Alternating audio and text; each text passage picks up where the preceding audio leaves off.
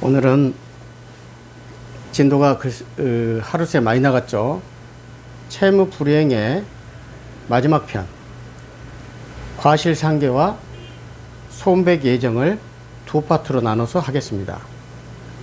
시험에 나오게 되면은 이 과실상계와 손백의 예정, 손해배상액의 예정에서 반드시 나옵니다. 자, 가능하면은 조금 짧게 20분 이내에 끝낼 수 있도록 자르겠습니다. 이렇게. 민법 제396조 과실상계, 채무 불이행에 관하여서 채권자에게 과실이 있는 때에는 법원은 손해배상의 책임 및 그 금액을 정함에 있어서 이를 참작하여야 한다. 그러니까 과실상계는 반드시 어디에만 나타나냐?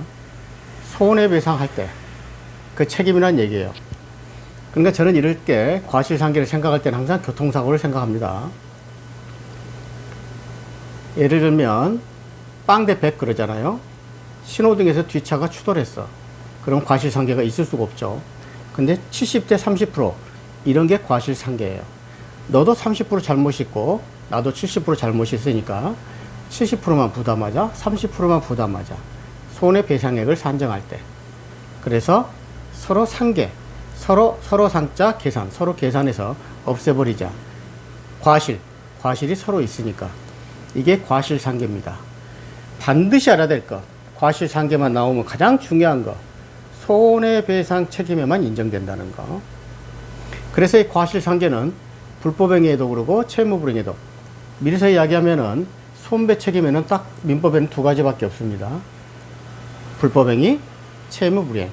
채무를 불이행했을 때, 이행지체나 이행 불능이 됐을 때, 그 다음에 불법행위 했을 때. 불법행위는 알죠, 여러분들이? 어렵게 생각하지 마세요.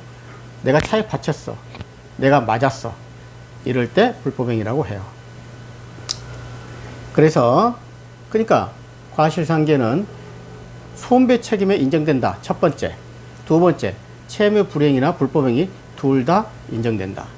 추후에 나오겠습니다만은 손백 예정에는 채무 불이행만 인정되고 불법행위는 인정이 안 돼요. 이유는 다음 시간에 설명을 하겠습니다. 그 다음에 요건. 손배 청구권이 당연히 있어야 되겠죠. 채권자의 과실이 존재하겠죠. 여러분들 여기서 채권자, 채무자 할 때는 민법을 공부할 때는 아무리 제가 짧게 설명하려 해도 설명을 해야 되겠어요.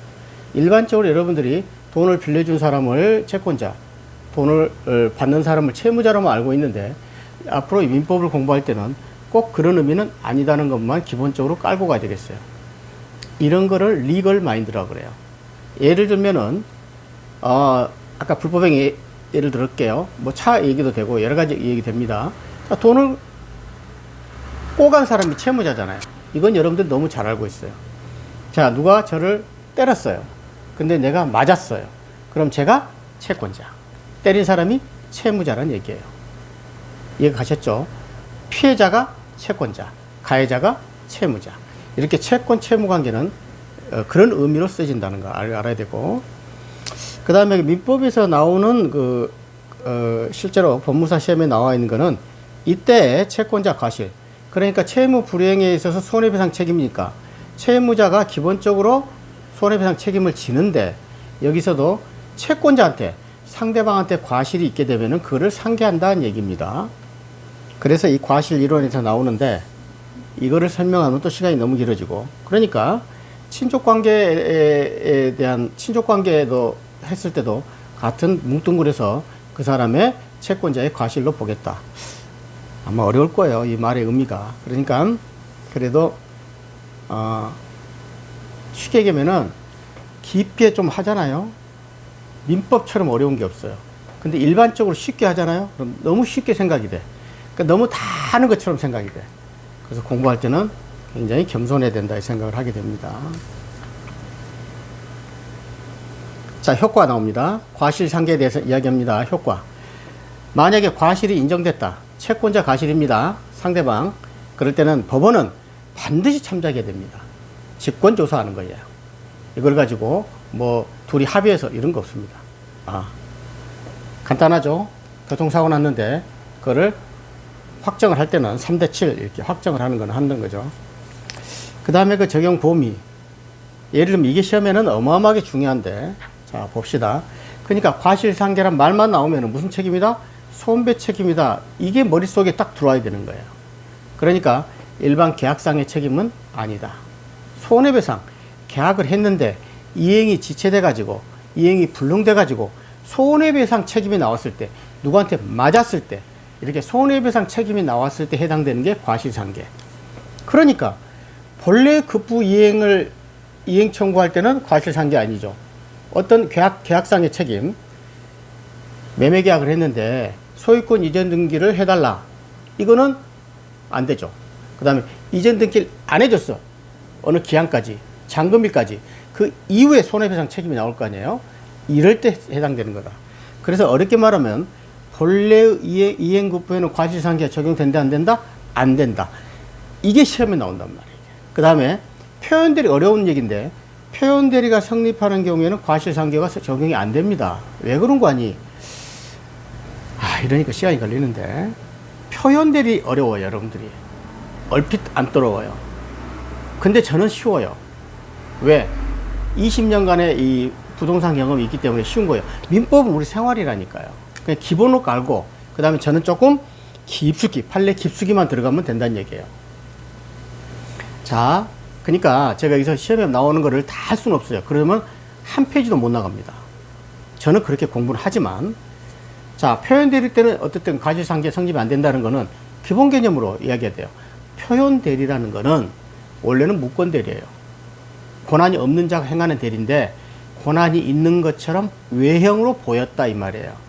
그러니까 이거는 유권대리로 생각해서 대리권이 있는 것처럼 상대방 매수인이 생각을 했다 얘기예요. 이게 표현대리예요. 정말 더 쉽게 설명하면, 이렇게 설명하신 분들이 많이 없던데 저는 쉽게 이해를 하는 게, 여러분들 대리인잖아요. 대리. 남한테 물건을 팔 때는 어떻게 합니까? 위임장하고 인감증명서가 세트죠. 세트. 인감증명서 없고 인감도장이 안 찍혀 있다거나 위임장만 있어서는 그게 그 대리인으로서 효과가 있나요? 무권대리인이죠. 그러니까 위임장만 있어요. 근데 인감증명서를 첨부를 안 했어요. 이게 표현대리예요. 상대방 매도인이 그 대리인한테 네가 이거를 팔아달라고 위임을 했잖아요. 위임장은 있어. 근데 인감증명서 없기 때문에 요건을 안 갖췄죠. 그래서 이거를 표현대리라고 그래요. 무권대리인데 매수인 입장에서는 뭐 인감증명서가 없어도 위임장 있네? 이럴 수는 있잖아요. 외형은 있으니까. 그러니까 그 표현대리가 있을 때도 과실상계는 성립 안 해요. 왜? 표현대리가 있느냐 없느냐 하는 거는, 대리권이 있느냐 없느냐 하는 거는 뭐예요? 손해배상이 문제가 아니고 계약 요건을 갖췄느냐 안 갖춰졌느냐, 인감증명서가 첨부됐느냐 안 했느냐. 그러니까 표현대리의 문제는 뭔 문제다? 계약상의 책임 문제다. 손해배상 책임 문제가 아니다.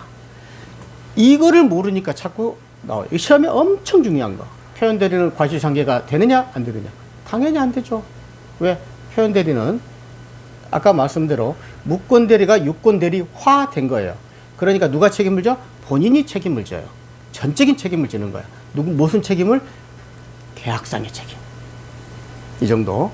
보증보험에 과실상계가 적용되냐 안 되느냐. 보증보험도 그렇죠. 계약상의 책임이잖아요. 본인이 돈이 없으니까 상대방 보증인을 세웠잖아요. 그 계약상의 책임. 그거를 이행을 안 했을 때는 손배 책임인데 그냥 보증까지 책임일 때는 계약상의 책임. 아주 중요한 얘기입니다. 그 다음에 이게 또 나오는데 시간상 넘어가겠습니다. 자, 그래서 이행, 채무 불이행이든 불법행위든 간에 어쨌든 간단히 말씀드리지만 손해배상 책임에 나온 거는 딱 두 가지밖에 없어요.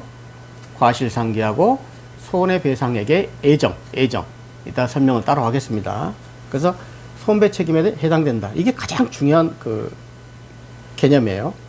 매도인의 담보 책임에 이건 좀 어려운데 이것만 가지고도 해야 되는데 제가 그래도 제 공부 정리하는 차원이고 여러분한테도 그 도움이 될 거니까.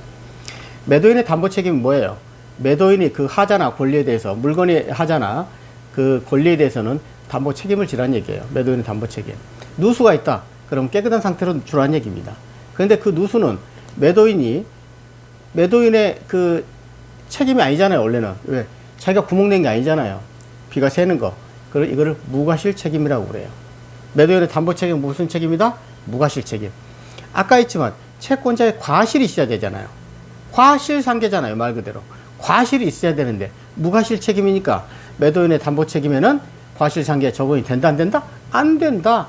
이게 진짜 쉬운 건데 이것도 자꾸 나와요. 그래서 또 깊이 또 저희들 시험에는 깊이 들어간 게 나와요. 이렇게 된 게 잘 안 나오고. 근데 이거 나옵니다. 매도인의 담보 책임에서 매수인이 그 하자 확대에 가담을 했다. 이럴 때는 과실상계가 적용이 된다. 이런 게 나옵니다. 근데 시험은 이게 어려우니까 간단한 건 안 나오고. 그렇습니다. 또 손배액 예정할 때, 자, 손해배상 책임에는 두 가지가 있다고 그랬어요. 과실상계, 손배액 예정. 근데 손해배상을 예정을 해놨어요. 이따 설명을 또 하겠습니다만은 또 간단히 얘기하겠습니다. 손해배상액을 미리서 예정을 했어요. 예를 들면 네가 만약에 지금 10월 28일이니까 뭐 2달간 꺼졌다고 그래요. 12월 28일까지 돈을 안 갚으면 너는 손해금, 지연 손해금, 손해배상을 너는 지금 1,000만 원 꽂았는데 그때 가면 500만 원을 더 줘야 돼. 그러니까 그렇게 되면 어떻게 돼 있어? 반드시 갚겠죠. 그 500만 원을 내기 싫으니까. 이렇게 손배액을 예정하는 거를 말하는 거예요. 손배액 예정은. 간단히 얘기해서 서로 약정하는 거죠. 약정 지연 손해금, 약정 위약금, 이렇게 말을 하는 거예요. 손배액 예정은 위약금이다. 이렇게 얘기를 한 거예요. 그러니까 미리서 손배액을 예정해 놨어요. 딱. 그러면은 만약에 네가 기한까지 안 갚게 되면은 500만 원이야. 딱 해놨는데 네 과실이 있느냐 없느냐 따질 필요가 있다 없다? 없죠. 서로가 약정을 했는데. 그래서 과실상계는 손배액 예정이 적용된다 안 된다? 안 된다. 그렇게 되면 되겠고요. 그 다음에 이런 거는 나옵니다. 이럴 때는 과실상계 적용 안 되는 겁니다. 피해자의 부주의를 이용하여 고의로 불법행위를 한 경우 과실상계는 적용 안 됩니다. 그 피해자의 이거 시험 아주 중요한데요. 중요한 것만 얘기합니다. 실은. 왜? 저한테 도움이 되고 여러분한테 윈윈을 해야 되니까. 피해자의 부주의를 이용하여 고의로 불법행위. 그렇죠. 법은 해석을 할 줄 알아야 돼요. 그래서 리걸 마인드라는 말 들어보셨을 거예요. 그래서 이 교재를 해석할 수 있는 능력이 있어야 돼요. 피해자의 부주의를 이용해서 고의로 불법행위 저지른 것. 저는 이럴 땐 딱 한 가지만 생각합니다. 음주운전 했는데 그 음주운전 한 거를 뒤에 오고 있는 개인 택시 기사가 그를 발견하고 뒤로 차를 박아버려요. 그러면 누구 책임입니까? 전부 음주운전자 책임이죠. 그래서 이럴 때는 과실상계가 적용을 안 된다는 이 말이에요. 피해자의 부주의죠. 음주운전 했으니까. 고의로 사고를 냈죠. 이럴 때는 서로 과실상계 안 한다. 왜? 나쁘니까. 이 택시기사가 나쁜 놈이잖아요. 음주운전 했어도 음주운전해서 신고를 하든가 아니면 음주운전해서 빨리 차에 그만 옆에 갓길에 하고 할 수 있도록 조치를 취해야 되죠. 근데 그걸 박아? 그리고 나서 지가 합의금 뜯어먹어. 이거 안 된다는 거예요. 그 다음에 사기, 횡령, 배임. 이런 것도 마찬가지죠. 남한테 사기치고 횡령하고 돈 빼고 배신하고 이럴 때는 과실상계 안 된다. 왜? 그쪽 고의가 불법행위니까 안 된다는 거예요. 그 다음에 과실상계와 손익상계. 과실상계를 먼저 하고 손익상계를 뒤에 한다. 이런 얘기죠. 손해도 발생하고 이익이 발생하는 걸 손익이라고, 손익 그대로 상계하는 거. 그 다음에 과실상계는 아까 말한 대로 채권자 과실 있을 때 서로 상계하는 거. 그러니까 그때는 과실상계는 법정에 민법에 명문 규정이 있고 손익상계는 민법 규정이 없다. 그래서 순위를 말하는 거예요. 과실상계를 먼저 하고 손익상계를 뒤에 한다. 그 다음에 그죠. 빨리 설명을 하고요. 그 다음에 좀 중요한 거, 이거는 이걸만 하고 단시간에 끝내겠습니다. 공동 불법행위일 때, 자, 공동으로 불법행위 했어요. 세 명이 나를 폭행을 했어. 합해서. 그럴 때는 예를 들면 각인에 대한 과실 비율이 서로 달라. 그렇죠. 세 명 중에 어떤 놈은 세게 때리고 어떤 놈은 가만히 지켜만 보고 있어. 그래도 세 명이 말리지도 않으니까 방조 책임 있는 거죠. 그렇죠. 공동 불법행위 했는데, 그래서 내가 치료비도 나오고 뭐 일도 못하고 해서 총 손해배상이 1,000만 원이 나왔다 그 말이에요.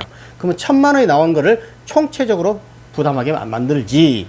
너는 얼마, 너는 얼마, 너는 얼마 이렇게 해서 하진 않는다. 공동 불법 행위자들은 각각 계산하는 게 아니고 어떻게 한다?